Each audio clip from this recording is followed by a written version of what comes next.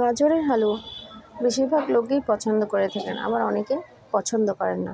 এইভাবে বানালে যারা পছন্দ করেন না তারাও পছন্দ করতে শুরু করবে। হ্যালো ভিউয়ার্স, আসসালামু আলাইকুম। গাজরের হালুয়া বানানোর জন্য আমি 3 কাপ গাজর নিয়ে নিয়েছি। 3 কাপ গাজরের ভিতরে আমি 1 কাপ চিনি দিয়ে দেবো। চিনি দিয়ে এটাকে ছেঁকে জাল করে সিদ্ধ করে নেব। গাজরের হালুয়ার জন্য আমি এখানে কোনো এক্সট্রা পানি ইউজ করব না। এক্সট্রা পানি ইউজ করলে দেখা যাবে গাজরটা গলে একদম টেস্ট নষ্ট হয়ে যাবে। আমি দেখতেই পাচ্ছেন চিনিটা গলে গেছে, গাজরটাও প্রায় সিদ্ধ হয়ে এসেছে। আমি এর ভেতরে 2 টুকরো এলাচ এবং হাফ চামচের মতো ঘি দিয়ে আবারও সিদ্ধ করতে দিয়েছি। সিদ্ধ প্রায় হয়ে এসেছে। এবার আমি এর ভিতরে কিছু বাদাম কুচি দিয়ে নেড়ে চেড়ে যে এক্সট্রা পানিটা আছে ওটা একদম টানিয়ে নেব। আমি একটু ঢাকনা দিয়ে ঢেকে রেখেছিলাম 5 মিনিটের মতো। এখন এর গায়ে যে পানি আছে চেপে চেপে আমি একদম শুকিয়ে ফেলেছি।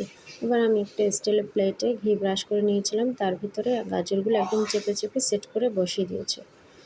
এবার এর উপরে পুরটা তৈরির জন্য আমি 2 কাপ দুধ নিয়ে জাল করে 1 কাপের মতো বানিয়ে নিয়েছি। এর ভিতরে আমি 1 কাপ গুঁড়ো দুধ দিয়ে দিয়েছি।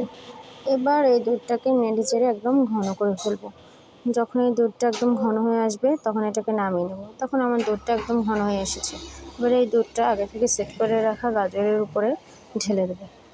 ঢেলে দিয়ে একদম পুরো চারিদিকে ছড়িয়ে দেবো যেন কোনো অংশ বের হয়ে না থাকে। এবার এর উপরে আমি কিছু বাদাম কুচি দিয়ে দিচ্ছি।